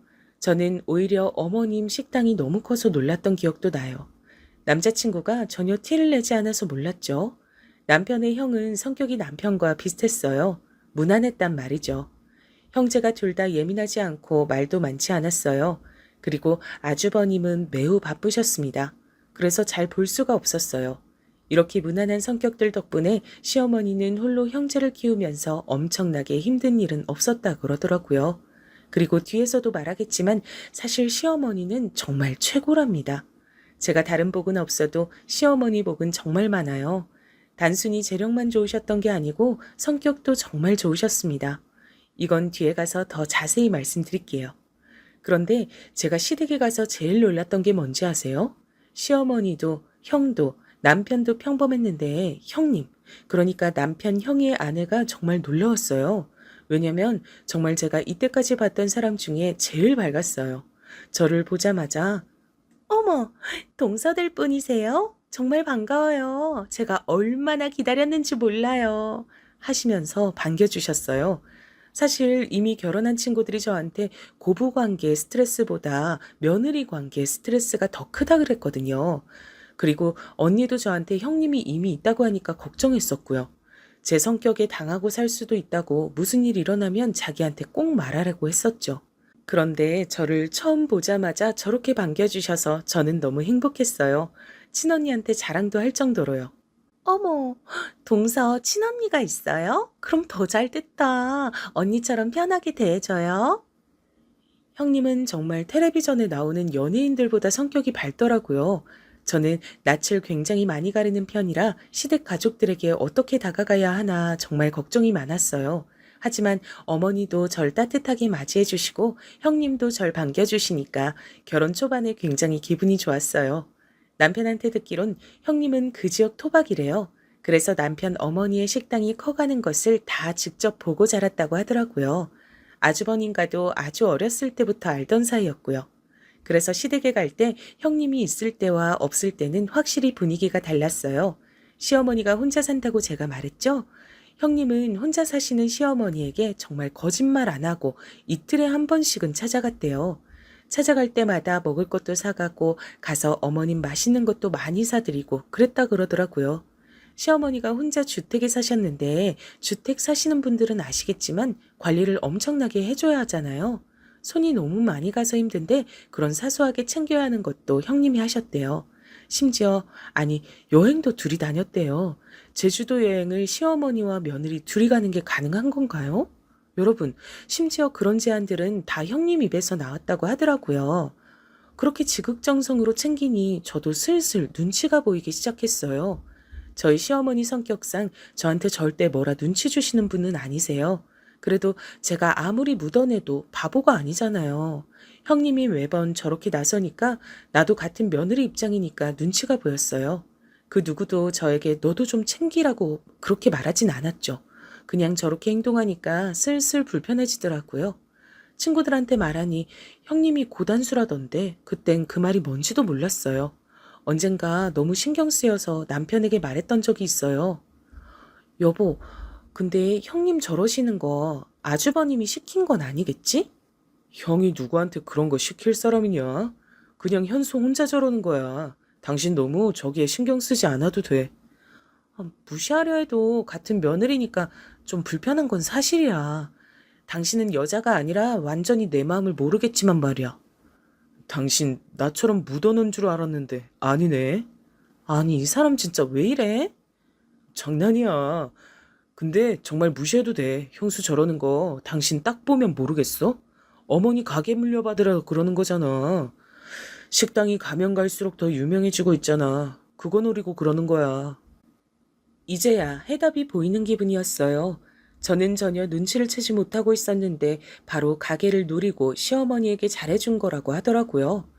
남편 말이 사실인지 아닌진 모르겠으나 일단 얘기를 듣고 보니 그럴 수 있는 얘기더라고요. 사실 시어머니 식당이 커서 요리를 하거나 서빙을 하진 않아요. 이미 직원들이 수십 명은 근무 중이라 정말 딱 계산만 하시거나 혹은 오픈 때랑 마감 때만 나가세요. 만약 형님이 가게를 이어간다면 고생은 안 하고 편하게 돈만 만질 수 있게 되는 거죠. 이미 다 키워놓은 가게니까요. 그리고 정말 날이 갈수록 커져서 다른 지역에서도 분점을 내자고 계속 식당이 찾아오곤 했어요. 이렇게 큰 식당을 물려받게 된다면 정말 말 그대로 돈다발 위에 앉게 되는 상황이었죠. 어쨌든 남편 말대로 저와는 상관이 없으니 나는 나대로 살아야지 생각했는데 이런 비교되는 마음은 제가 아이를 낳고 나선 더 심해졌어요. 아주버님과 형님에겐 아들이 한 명 있었습니다. 그리고 저도 몇 년 뒤에 똑같이 아들을 낳았어요. 같은 성별이라 둘이 친하게 지내느라 형님과도 자연스럽게 더 자주 만나게 됐습니다. 아주버님이 워낙 바쁘다고 했잖아요. 그래서 집에 잘 없으셨어요. 형님이 우리 집에 놀러 오면 같이 애들도 공동 육아하고 밥도 먹으며 친하게 지냈었죠. 친언니한테도 형님이 잘 챙겨줘서 너무 좋다고 말했었는데 어느 날 남편이 저한테 그러는 거예요. 형수도 진짜 대단해. 아기를 어떻게 매일 보여줘? 저는 정말 깜짝 놀랐어요. 형님하고 일주일에 2번은 만나는데 저한텐 시어머니 얘기를 전혀 하지 않으셨거든요. 제가 무슨 말이냐고 남편에게 물어봤더니 형님이 글쎄 시조카를 매일 시어머니에게 보여주고 있다는 거였어요. 그것도 가게로 찾아가서 보여줬대요. 찾아갈 수 없으면 영상통화로 보여주고 있었다는 거예요. 안부 인사 겸 매일매일 연락한다던데 전 정말 꿈에도 몰랐어요. 제가 형님에게 시어머니한테 언제 찾아가 볼까 얘기해도 그냥 아무 말 없이 웃길래 저도 그냥 넘겼었거든요. 저한텐 그래놓고 뒤론 매일 시어머니를 찾아가고 있었다니 조금 배신감도 들더라고요. 시어머니는 저에게 싫은 소리를 하시는 분이 아니니까 전혀 몰랐죠. 오히려 시어머니는 저에게 임신했을 때부터 정말 많이 챙겨주셨어요. 몸에 좋다는 온갖 귀한 음식들도 사주시고 용돈도 많이 주셨어요. 심지어 제가 부담스럽게 느낄까봐 다 남편 통해서 전해주셨죠. 오죽하면 제가 저희 친정의 시어머니 자랑도 했어요. 친언니에게도 나 딴 건 몰라도 시어머니 복 하나는 타고났다고 했을 정도로요. 제 친언니도 인정할 정도였습니다. 시어머니는 신기할 정도로 알아서 필요한 것 때가 되면 다 챙겨주셨거든요. 정말 전 시어머니가 저렇게 행동해 주시니까 너무 감사하면서도 또 죄송스러웠어요. 그러면서 아무리 시어머니가 무던하시더라도 저렇게 형님처럼 지극정성으로 대하는 것과 아닌 것은 당연히 차이가 날 수밖에 없다고 생각했어요. 신혼 때 비교됐던 마음이 훨씬 커지게 되었어요. 그래도 형님이 혼자 저러는 걸 누가 말리겠나요? 그냥 사람 자체가 챙기는 것 좋아하나 보다 좋게 생각하려고 노력했었죠. 이 뒤로도 종종 잊을만 하면 형님은 저랑 비교되는 행동을 했죠. 아무리 제가 좋게 생각해 보려고 노력해봐도 형님이 저렇게 나오시니 자꾸 마음이 속상하더라고요. 자꾸 제가 부족하게끔 보이더라고요. 저도 나름 노력한다고 하는데 형님에 비하면 보잘것없어서 그게 속상했어요. 하지만 그럴 때마다 남편이 저렇게 행동하는 거 언제까지 갈 것 같냐고 우리는 우리의 길을 걷자고 해서 위안 삼았죠. 형님은 저를 대놓고 미워하거나 견제하거나 그러진 않았어요. 하지만 은근히 저러니까 제가 화내기도 애매하더군요. 그렇게 오묘한 사이로 아이들도 점점 커갔고 저도 중간에서 눈치가 조금 보이긴 했지만 남편만 믿고 의지하며 잘 지냈었어요. 아이가 초등학교에 입학하자 더 바빠져서 저도 어느 정도 내려놓고 살고 있었습니다. 아, 이렇게 말하니까 저는 시댁에 못해준 것처럼 생각하실 수도 있는데 전혀 아니에요. 저희 친정에서도 시어머니가 혼자 사시니까 많이 챙겨주라 말씀하셨고 저도 시어머니가 싫지 않고 오히려 잘 만났다고 생각해서 나름 도리는 하던 상황이었습니다. 형님처럼 매일 연락은 하지 못해도 주기적으로 찾아갔었고 명절이나 생신 때도 섭섭치 않게 챙겨드렸어요. 다만 형님처럼은 못해줬다 이거죠. 둘이 여행을 간다거나 그런 거요. 저도 나름 노력을 하고 있었지만 정말 저렇게 과하게 행동하는 사람이 나오면 어쩔 수 없이 비교되니까 그게 힘들었다는 말입니다. 그리고 얘기가 나와서 말인데 저는 시어머니를 정말 좋아해요. 진짜 제가 다른 건 몰라도 시어머니 복은 확실히 있는 편이라고 자부해요. 제 성격이 워낙 조용하고 내성적이어서 때때로 형님 기분을 따라가기가 힘들었는데 시어머니는 단 한 번도 비교하시거나 그러진 않으셨어요. 사실 당연히 사람이니까 자기한테 잘해주는 사람이 좋잖아요. 당장 제가 시어머니라고 생각해봐도 저는 저한테 잘하는 며느리가 더 이쁠 것 같거든요. 그런데도 시어머니는 저에게 내색 한 번 하신 적이 없어요. 그래서 지금까지도 참 감사합니다. 아무튼 그러던 어느 날 남편이 저녁 먹다 얘기를 꺼냈어요. 형수가 어머님한테 식당 옆에 카페 하나 차리고 싶다 그랬다네? 갑자기 무슨 카페? 말 그대로 식당이 백반집이니까 옆에서 카페 차리면 서로 좋은 영향 줄 것 같다 그랬다네. 어머니는 그거 듣고 당신이 돈 내주신다 그랬나 봐. 아, 그래? 잘 됐네. 자기 괜찮아? 뭐가? 형수한텐 카페 차려주는데 자기한텐 아무것도 없잖아. 난 그냥 이렇게 사는 게 운명인 거 보지 뭐. 제가 이렇게 얘기하자 남편은 크게 웃었어요. 저의 이런 점이 좋다나 뭐라나. 그런데 진심이었습니다. 저는 어머님이 형님한테만 카페를 차려주셔도 아무렇지도 않았어요. 그리고 이미 시어머니는 저한테 충분히 잘해주셨거든요. 여기서 오히려 바라는 게 민망해질 정도였습니다. 그런데 어머님도 저한테 연락이 오더라고요. 아가, 만약 너도 카페 차리고 싶으면 언제든 말해. 카페가 아니어도 좋으니까 뭐든 하고 싶은 말해. 전 정말 괜찮아요, 어머님. 너는 애가 왜 이렇게 욕심도 없고 착하기만 하니? 저는 진짜 괜찮았는데 옆에서 오히려 난리가 났더라고요. 심지어 어머님 가게에 찾아가도 직원분들이 저를 보면 괜찮냐고 그러더라고요. 형님은 그렇게 신이 나서 카페를 열었어요. 저도 가서 몇 번 도와줬는데 형님이 종종 그러더라고요. 동서도 좀 몇 번 가서 얼굴 비추고 가게 하나 열어달라 그래. 저는 정말 그냥 이대로 평범하게 살고 싶은데 형님은 그게 아니었나 봐요. 심지어 카페를 열고 나선 더 심해졌어요. 아예 붙어 있겠다. 틈만 나면 식당으로 가서 시어머니한테 갔다 그러더라고요. 어머님 식당이 정말 지역 명소가 돼서 주변에 카페와 식당들이 생기기 시작했는데 형님이 카페를 바로 옆에다 차리니 자연스럽게 매출도 많이 올랐어요. 또 같은 식구가 하는 거니까 단골분들도 많이 찾아주셨어요. 저는 사실 저 정도로 노력하면 식당 그냥 물려받았으면 좋겠더라고요. 형님은 카페를 열고 눈에 띄게 얼굴이 좋아졌어요. 하고 다니는 차림도 많이 달라졌죠.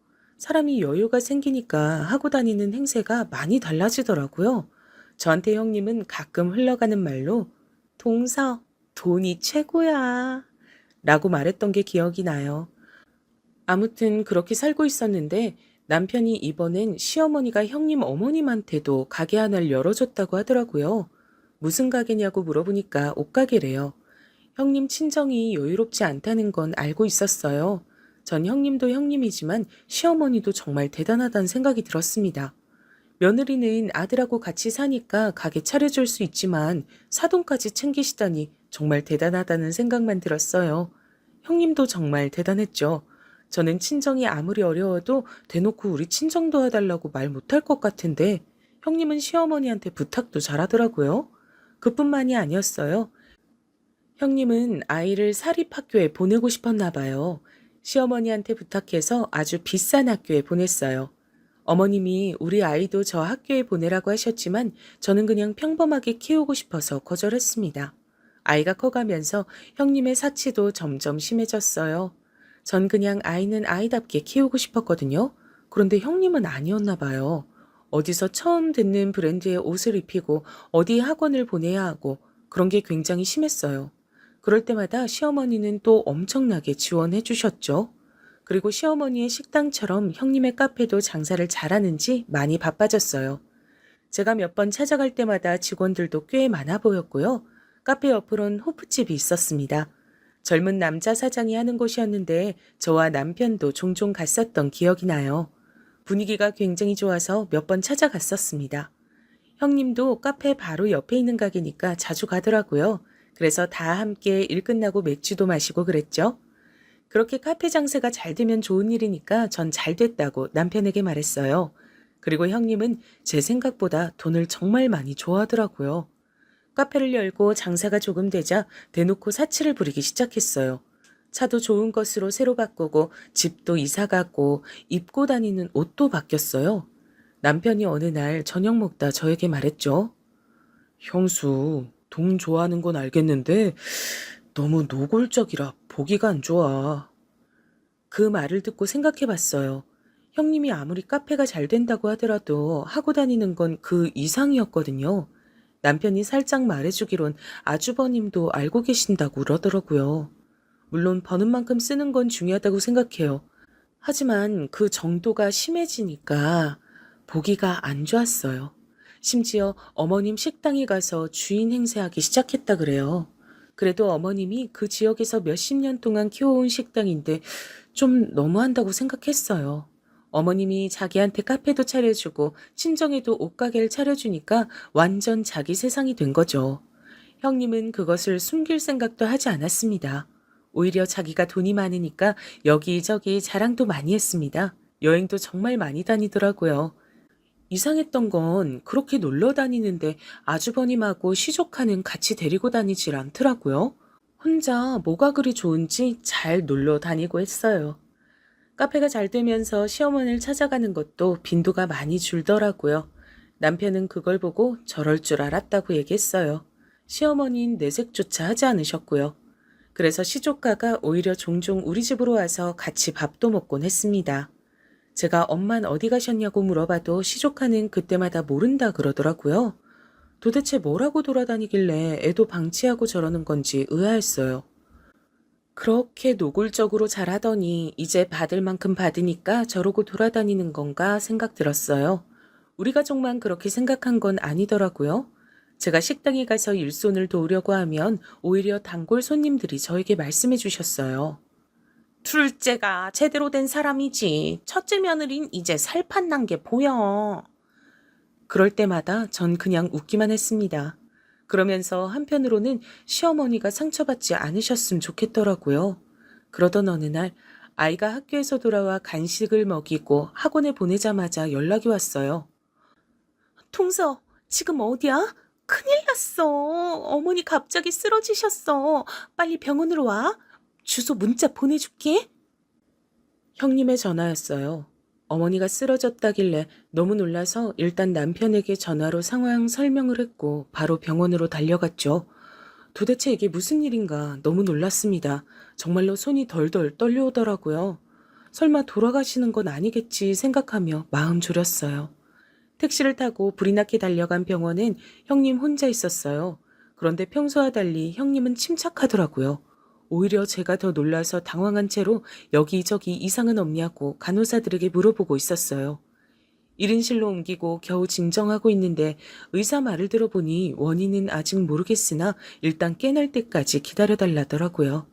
검사 결과를 보니 막 엄청나게 몸에 이상은 없지만 깨어날 때까지 옆에서 간호는 필수라는 말을 하길래 알겠다 그랬죠. 바로 남편에게 전화를 걸어 상황 설명을 하고 병실로 들어왔는데 형님이 저한테 말을 하는 거예요. 형님은 확실히 평소와는 달랐어요. 저는 정말 다른 사람인 줄로만 알았어요. 동서, 난 어머님 간호 절대 못해. 정말 죽어도 못해. 동서가 좀 했으면 좋겠어. 내가 500만 원 줄게. 그걸로 간호 부탁해. 아, 내가 그동안 어머니한테 잘했던 거 알지? 이제 동서가 좀 노력해봐. 전 저 말을 듣자 너무 당황스러워서 아무 말도 하지 못하고 형님만 바라보고 있었어요. 내가 얼마나 고생했는데 노인네 매일 찾아가고 옆에서 가게 하면서 챙기고 둘이 여행 가느라 얼마나 스트레스 받았었는데 아 잘됐다. 설마 동서 어디서 본 건 있어가지고 뭐 유류분 이런 거 주장할 건 아니지? 사람이 그렇게 살면 안 돼. 어머님 식당이 생각보다 매출이 진짜 좋더라. 얼마나 돈이 되겠어? 그동안 고생했던 거 보상받을 생각하니까 너무 좋다. 동서, 도대체 언제 가시나 했더니 이제 가시네? 제가 알던 형님이 맞나 싶어서 정말 아무 말도 하지 못하고 있었어요. 이제까지 그렇게 시어머니를 챙긴 사람이 맞나 싶어서요. 정말 지극정성으로 챙기더니 막상 시어머니가 쓰러지니까 저렇게 나오는 거예요. 제 남편 말대로 정말 재산을 노리고 행동한 게 맞았어요. 동시에 정말 괘씸한 마음이 들었죠. 시어머니가 형님에게 해준 게 얼만데 저러는 건지 정말 너무하다고 생각했습니다. 시어머니가 받기만 한 건 아니잖아요. 형님한테 카페도 차려주고, 아니, 심지어 형님 친정도 가게를 차려줬는데 어떻게 저럴 수가 있죠? 그리고 시어머니는 며느리들에게 정말 잘해주셨어요. 제가 생각할 땐 오히려 아들들보다 며느리들에게 더 잘해주셨던 것 같아요. 단순히 물질적으로만 지원해 준 것도 아니고 전 살면서 제사나 명절 때문에 스트레스 받았던 적이 단 한 번도 없었습니다. 항상 시어머니는 귀찮은 거 절대 시키지 않으셨어요. 오히려 저희에게 힘든 거 있으면 말하라 그러셨죠. 그리고 시어머니는 저희 친정에도 정말 잘해주셨거든요. 형님 친정에 가게 차려주시면서 저에게도 넌지시 물으셨어요. 물론 저는 괜찮다며 거절했지만 시어머니는 한 달에 한 번은 저희 친정에 선물을 보내셨어요. 이외에도 제가 현실적인 고민으로 힘들어할 때 정말 많은 도움을 주셨어요. 저는 물론 남편이 좋아서 결혼한 거지만 시어머니와 가족이 되어 즐거웠어요.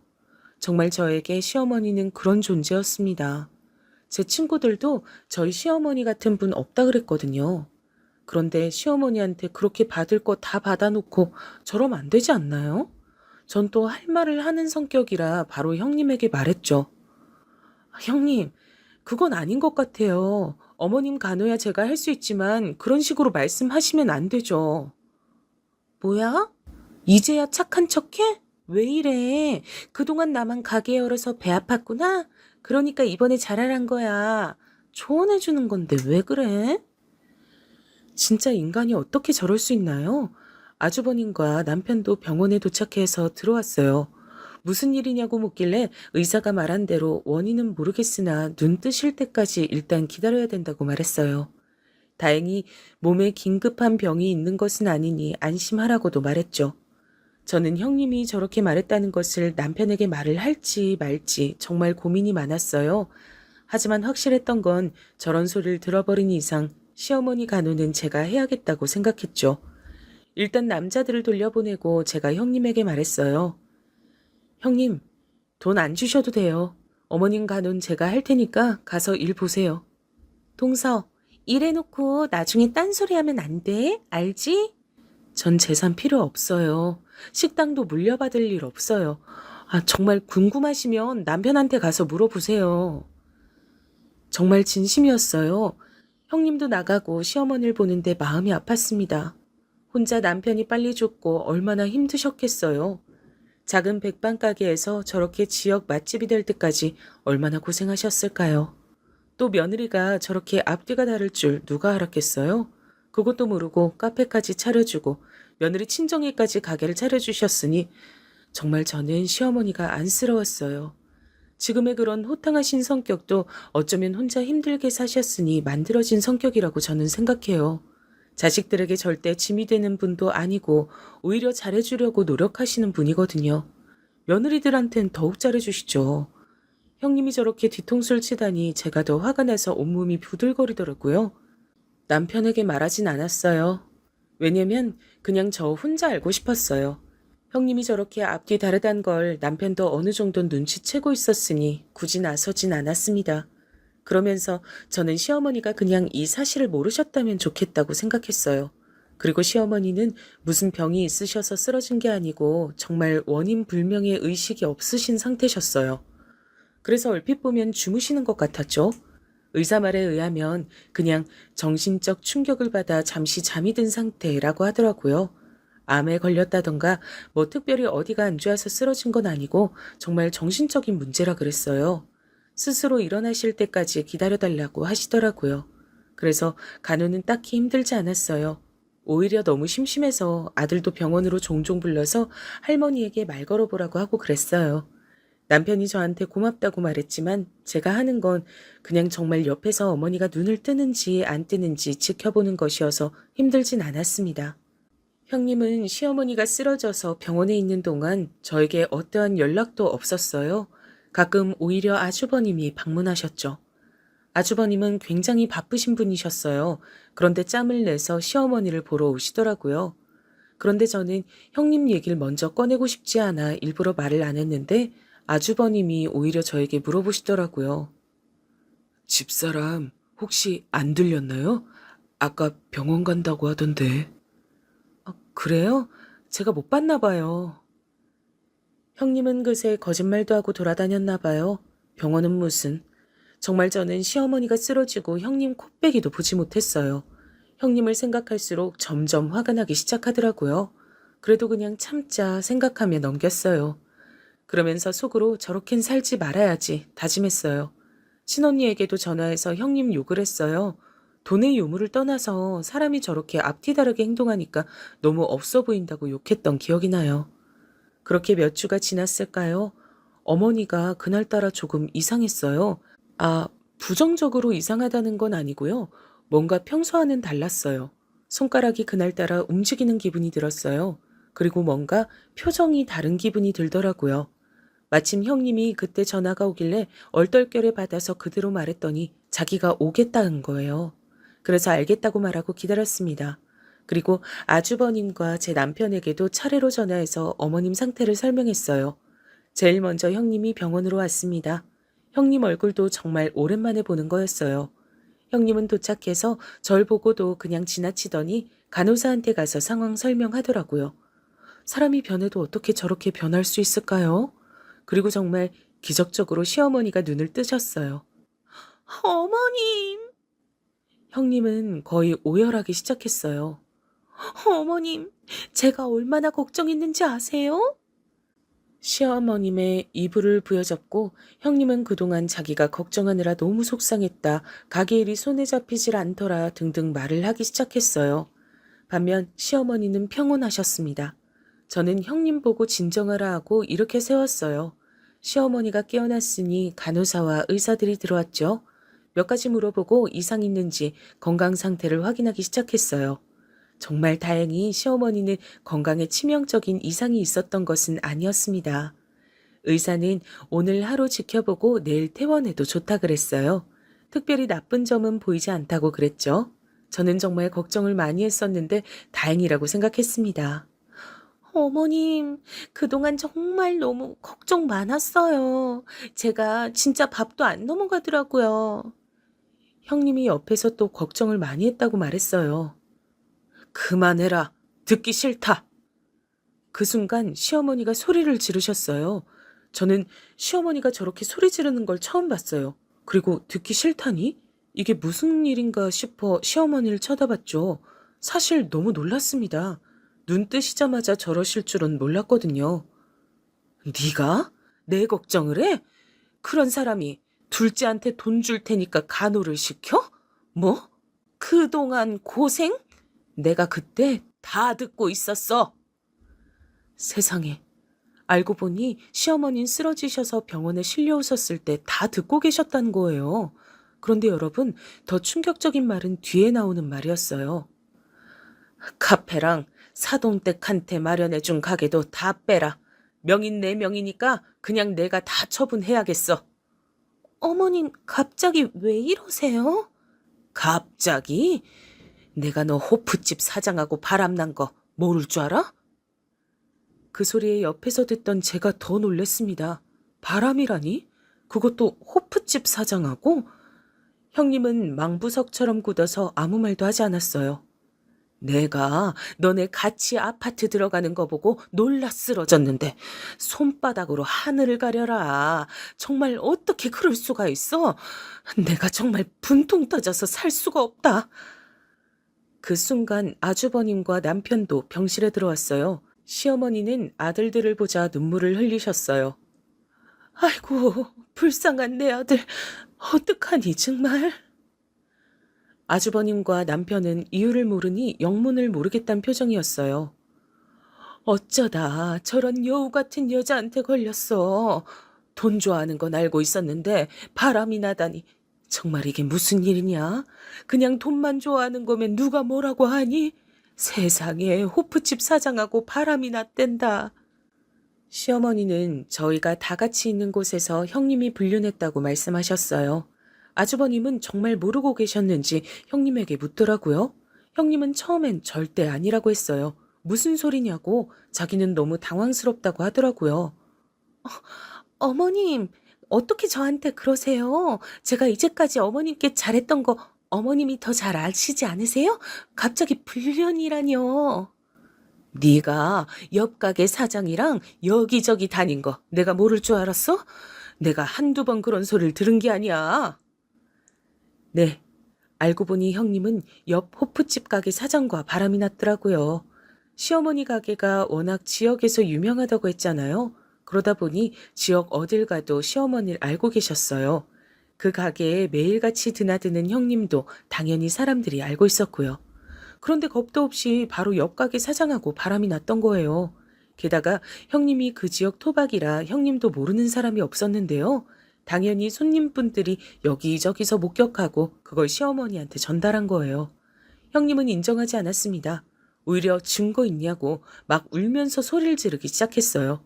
그러자 시어머님 말씀하셨죠. 내가 두 눈으로 똑똑히 봤다니까. 니네 같이 아파트 들어가는 거. 알고 보니까 지역 주민들이 형님과 옆 가게 사장이 둘이 붙어 다니는 걸 보고 사진을 찍어 시어머니에게 보냈더라고요. 식당이 워낙 오래되다 보니 단골 손님도 매우 많았거든요. 형님은 카페로 번 돈으로 두 집 살림을 하고 있었다고 해요. 정말 간도 크게 같은 지역 안에서 아파트를 새로 얻어서 살고 있었대요. 그걸 본 사람이 한둘도 아니고요. 워낙 어머님이 식당도 크게 하셨고 형님은 바로 옆에서 카페를 운영하고 있었으니 당연히 사람들 눈에 띄었던 것 같아요. 게다가 불륜남도 바로 옆 가게에서 호프집을 운영하고 있으니 식당을 몇 번만 왔어도 알아차리고도 남을 사실이었죠. 바람도 정말 통 크게 하고 있더라고요. 알고 보니 형님은 혼자 여행을 다녔던 게 아니었어요. 불륜남과 함께 다녔더라고요. 어쩐지 이제야 시조카가 왜 혼자 있었는지 알게 됐습니다. 다 알고 나니까 모든 퍼즐이 맞춰지기 시작했어요. 이걸 옆에서 사람들이 보다 못해서 작정하고 시어머니에게 알렸다고 하더라고요. 나중에 이렇게 발뺌할까봐 사진도 몇 장이나 찍어냈다고 하더라고요. 아니, 사실 사진까지 갈 필요도 없이 그 아파트에 들어가기만 해도 발각될 사실이었어요. 그 소리를 듣고 시어머니도 긴가민가해서 직접 아파트로 갔고 거기서 형님과 호프집 사장을 보았다고 해요. 충격을 받은 시어머니는 그대로 쓰러지셨죠. 시어머니는 안 그래도 불륜 사실을 알고 충격을 받으셔서 쓰러지셨는데 간호도 못하겠다는 소리를 듣고 일어나질 못하셨다고 하셨어요. 그러면서 저한테 고맙다고 하시더라고요. 누워 계셨지만 정신이 완전히 나간 것은 아니었다고 하더라고요. 중간에 제가 어머님께 뭐라고 말한 것도 기억하시고 제가 아들을 데려와서 할머니한테 인사하라고 한 것도 기억하셨죠. 그것도 모르고 형님은 오히려 좋다고 더 불륜남과 돌아다녔나 봐요. 그렇게 형님은 증거와 증인들이 너무나 많았고 바로 아주버님은 이혼 소송을 하셨습니다. 그동안 그런 병원 간다 하고 호프집 사장하고 놀러 다닌 거냐고 소리 지르셨죠. 아주버님은 배신감이 장난이 아닌 것 같았어요. 남편도 옆에서 너무 놀랐는지 굳어있더라고요. 재산을 노리고 저랬던 것은 알고 있었지만 불륜이란 건 정말 상상도 못했습니다. 남편도 그냥 형수가 정신 나간 줄 알았지 저렇게 불륜하며 돌아다닐 거라곤 상상하지 못했다 했어요. 나중에 다 알고 나서야 가지가지 한다고 형수 욕을 했죠.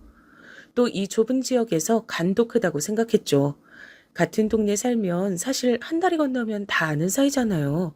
카페와 형님 친정에 구해준 가겐 애초에 어머님 명의였다고 하더라고요.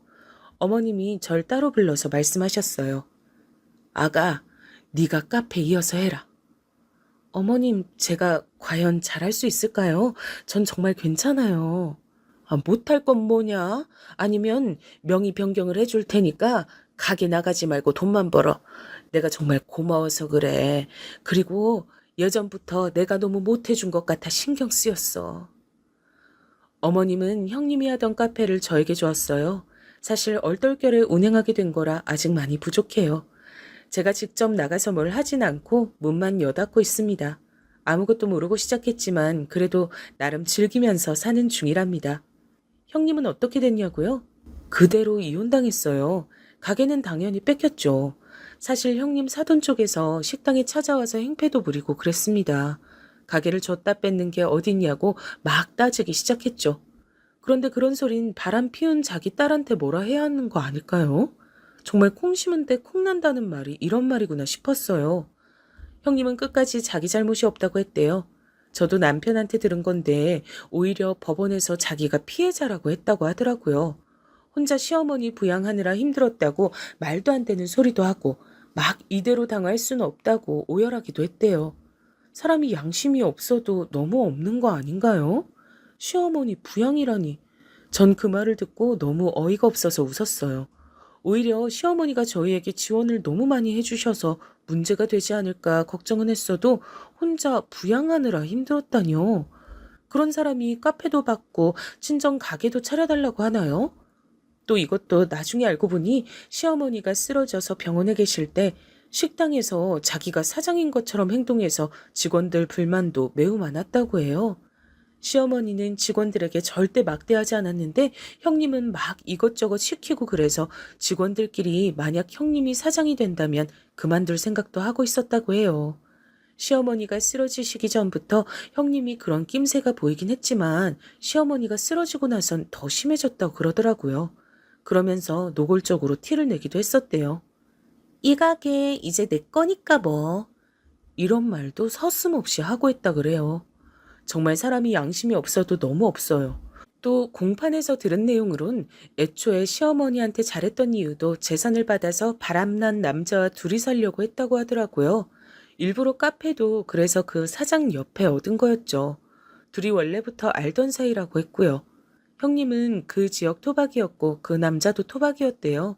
어렸을 때부터 아예 아주버님과 결혼하기 전부터 알던 사이라고 하더라고요.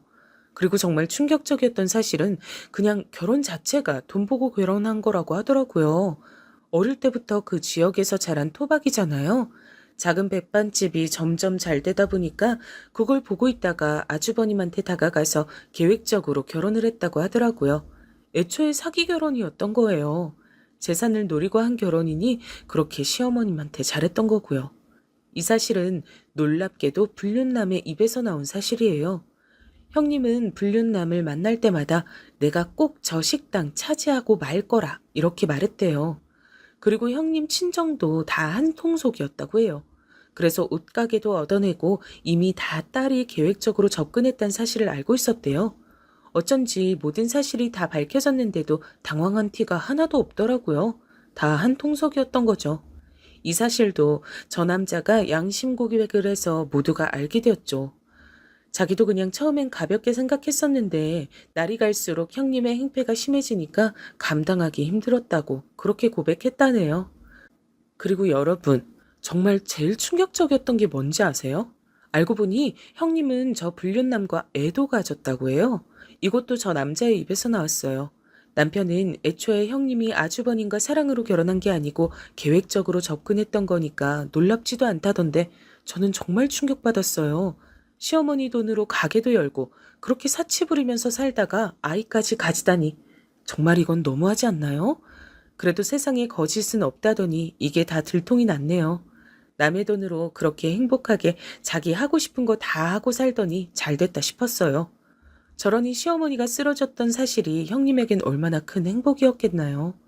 형님의 계획은 시어머니가 저렇게 쓰러지면 식당도 카페도 자기 것이 확실히 되는 거고 그럼 그 큰 돈을 가진 채로 아이 낳고 불륜남과 살 예정이었나 봐요.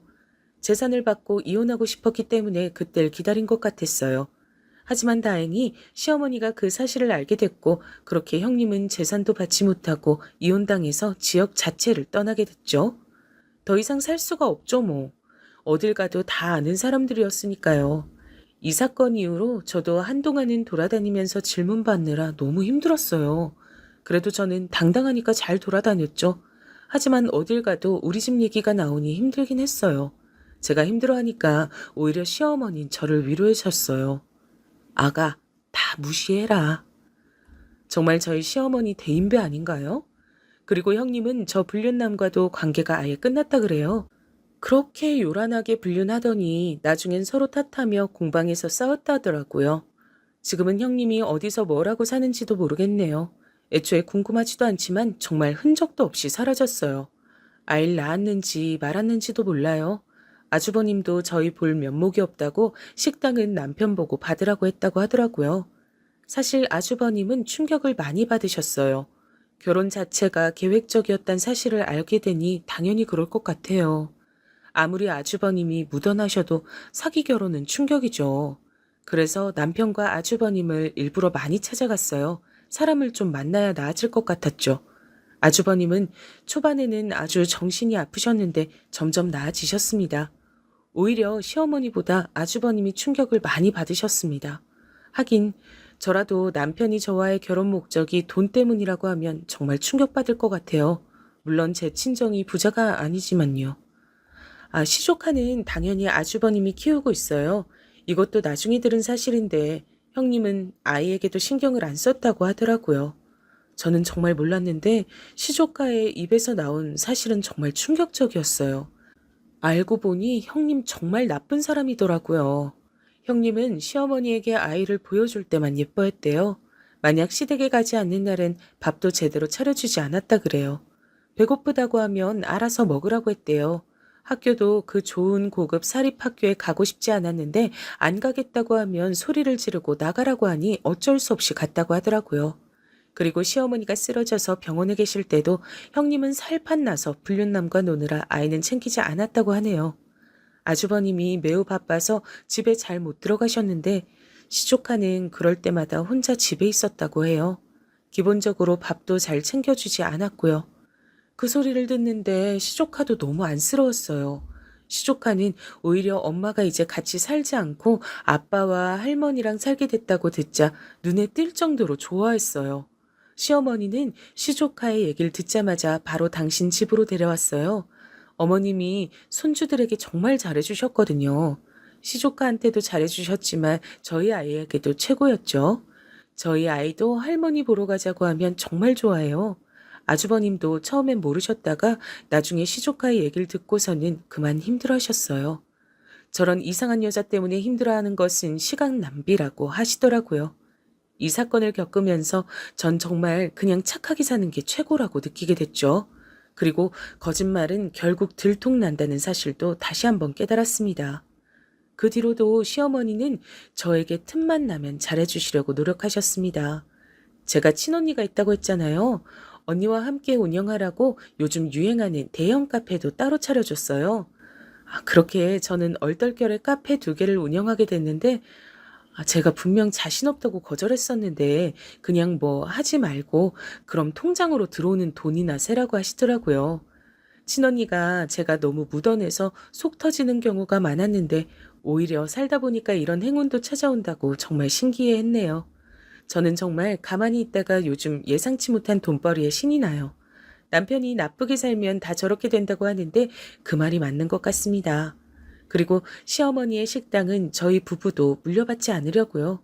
시어머니에게 날 잡고 진지하게 말씀드렸어요. 어머님, 그 작은 백반집부터 시작하셔서 정말 고생 많으셨어요. 오로지 어머님의 손에서 탄생한 가게니까 끝까지 어머님이 책임져 주세요. 나중에 할 만큼 하셨다는 생각 들면 저희 좋은 추억으로 폐업하기로 해요. 저희가 이렇게 말씀을 전하자 시어머니는 우셨습니다. 그렇게 강해 보이던 시어머니가 우시니까 저도 눈물이 나더라고요. 둘이 그래서 부둥켜 안고 울었어요. 그리고 저는 사실 한편으론 시어머니가 안쓰럽더라고요. 아들들하고 며느리들과 손자들에게 그렇게 잘해주시는 분인데 그걸 나쁜 마음으로 형님이 이용한 거잖아요. 안 그래도 남편을 일찍 여의시고 정말 고생하셨을 텐데 말이에요. 작은 식당에서 저렇게 지역 명소가 되기까지 얼마나 마음고생을 하셨겠어요. 그래도 힘든 티 절대 안 내시고 저희를 항상 더 챙겨주시려고 노력하셨거든요. 저는 시어머니가 싫은 소리를 하는 것을 본 적이 없어요. 오히려 다 잘해주지 못해 안달이신 분이세요. 저렇게 좋으신 분인데 정말 마음이 쓰이더라고요.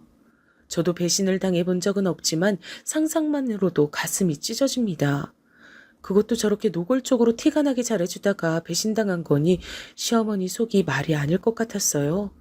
그래서 저도 제가 마음에서 우러나와서 시어머니에게 더 잘하려고 노력하고 있습니다. 형님처럼 목적을 가지고 잘하는 것이 아니고 정말 우리 시어머니 너무 좋으신 분이니까 제가 하고 싶어서 그러는 거예요. 그리고 워낙 제 성격이 내성적이라 형님처럼은 못해요. 그냥 평소보다 연락 한 번 더 드리고 얼굴 한 번 더 찾아뵙고 하는 거죠. 남편도 제가 시어머니에게 잘하니까 제 친정에 더 잘하더라고요. 그걸 보면 제가 더 잘하고 그런 선순환이 계속됐어요. 결혼 생활이란 게 서로 이렇게 최선을 다하면 좋은 결과를 가져오는 것 같아요. 그리고 과유불급이라고 하잖아요. 형님도 돈 때문에 그랬던 건데 전 앞으로도 이렇게 욕심내지 않고 그냥 제 현재에 만족하면서 살아가려 해요. 남편과 아들과 행복하게 살고 있고 시어머니와도 형님이 없어지니 더욱 사이가 좋아졌습니다. 중간에서 튀는 사람이 없으니 오히려 편해지더라고요. 시어머니도 오히려 형님이 나가니까 편안해지셨대요. 제가 조심스럽지만 천천히 다가가는 게 너무 보기 좋다고 어찌나 칭찬하시던지요. 저는 오히려 그렇게 칭찬해 주시니 몸둘 바를 모르겠더라고요. 이렇게 우리 가족에게 중간에 살짝 시련이 있었지만 결과만 보면 저희 정말 행복해졌어요. 서로 진심을 알게 되니까 예전보다 훨씬 분위기도 유해졌고요. 이제 살면서 큰 걱정 없이 살 수 있을 것 같습니다. 이제까지 제 얘기 들어주셔서 감사합니다. 날씨가 이제 많이 기온이 올라갔어요. 더운데 건강 관리 잘 하시고 행복하세요. 감사합니다.